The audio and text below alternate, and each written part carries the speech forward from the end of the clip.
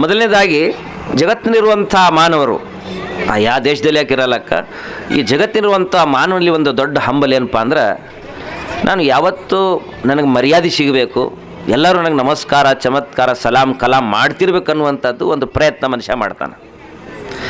ಎರಡನೇದು ಪ್ರಯತ್ನ ಹಂಬಲ್ ಏನಪ್ಪ ಅಂದ್ರೆ, ನನ್ನ ಜೀವನದಲ್ಲಿ ಯಾವತ್ತೂ ಸುಖ ಶಾಂತಿ ಇರಬೇಕು, ಯಾವುದೂ ಕಷ್ಟಗಳು ನನ್ನ ಜೀವನದಲ್ಲಿ ಬರಬಾರ್ದು ಅನ್ನುವಂಥದ್ದು ಪ್ರಯತ್ನ ಮನುಷ್ಯರು ಮಾಡ್ತಾರೆ. ಮೂರನೇದು ಏನಪ್ಪ ಅಂದ್ರೆ, ಯಾವುದು ಕೆಲಸ ಆದರೂ ಅದು ಲಘುನ ಫಲ ಸಿಗಬೇಕು, ನಾವು ಲಘುನ ಮುಟ್ಟಬೇಕು, ಲಘುನ ಕೆಲಸ ಪೂರ್ತಿ ಆಗಬೇಕು ಅನ್ನುವಂಥದ್ದು ಒಂದು ಪ್ರಯತ್ನ ಜಗತ್ತಿನ ಎಲ್ಲ ಮಾನವರು ಮಾಡಕತ್ತಾರೆ. ಅದಕ್ಕೊಂದು ಉದಾಹರಣೆ ಹಿರಿಯರು ಧರ್ ಪಂಡಿತರು ಹೇಳ್ತಾರೆ ರೀ. ಅದೇನಪ್ಪ ಅಂದ್ರೆ, ನೀವು ಇಲ್ಲಿ ಗದ್ದನಕೆರೆಯಿಂದ ಬೆಂಗಳೂರಿಗೆ ಹೋಗ್ಬೇಕಾದ್ರೆ ಮರ್ಯಾದೆಯಾಗಿ ಹೋಗಬೇಕು ಇಚ್ಛಾಪಡ್ತೀರೋ, ಏನು ಜಗಳ ಮಾಡ್ಕೋತ ಬೇದ್ಕೋತ ಹೋಗೋಕೆ ಇಷ್ಟಪಡ್ತೀರಿ? ಮರ್ಯಾದೆಲಿಂದ ಹೋಗಬೇಕು. ಆರಾಮ್ ಒಂದು ₹100 ಹೆಚ್ಚು ಹೋಗಲಕ್ಕ, ಆರಾಮ್ ಸ್ಲೀಪರ್ ಸೀಟ್ನೊಳಗೆ ನಾವು ಮಕ್ಕೊಂಡು ಹೋಗ್ಬೇಕು ಅಂತ ಪ್ರಯತ್ನ ಪಡ್ತೀರಿ.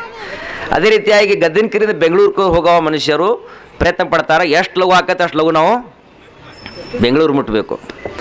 ಈ ಮೂರು ಮಾತುಗಳು ನಾವು ಎಲ್ಲಿ ಹುಡುಕಾಡಪ್ಪ ಅಂದ್ರೆ, ಧರ್ಮ ಪಂಡಿತರು ಔಲಿಯಾಕರಾಮರು ಪೀರ್ ಪೈಗಂಬರು ಹೇಳ್ತಾರೆ ರೀ. ಇವತ್ತು ನಾವು ಜಗತ್ತಿನ ವಸ್ತುಗಳು ಹುಡುಕಾಡಕತ್ತೀವಿ. ಭಾಳಷ್ಟು ಮಂದಿ ಪಾಲಿಟಿಕ್ಸ್ ನೋಡಿ ಹುಡುಕಾಡಕತ್ತಾರೆ. ನಾವು ಪಾಲಿಟಿಕ್ಸ್ ಮಾಡಿದ್ರೆ ನನಗೆ ಮಂದಿ ಮರ್ಯಾದೆ ಕೊಡ್ತಾರೆ, ನಾನು ಸುಖಕಾರ ಜೀವನ ಸಾಗಿಸ್ತೀನಿ, ನನ್ನ ಜೀವನದೊಳಗೆ ಎಲ್ಲ ಹುಲ್ಲುಸು ಬರ್ಕತ್ತು ಏನ್ರಿ, ನಾನು ಎಲ್ಲ ಕೆಲಸ ಲಘು ಲಘು ಹಾಕೋ ಅನ್ನುವಂಥದ್ದು ಒಂದು ಭ್ರಮೆ. ಭಾಳಷ್ಟು ತ್ವಾಟಪಟ್ಟಿ ಬಂಗ್ಲೆ ಒಳಗೆ ಹುಡುಕಾಡಕತ್ತಾರೆ, ಭಾಳಷ್ಟು ನೌಕರಿ ಒಳಗೆ ಹುಡುಕಾಡಕತ್ತಾರೆ, ಡಿಗ್ರಿ ಒಳಗೆ ಹುಡುಕಾಡಕತ್ತಾರೆ, ನಾನಾ ಥರದ ಕಾರ್ಯಕ್ರಮಗಳು ಹುಡುಕಾಡಕತ್ತಾರೆ.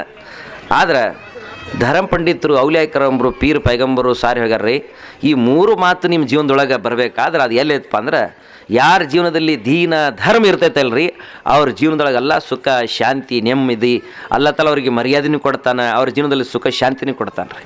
ಇವತ್ತು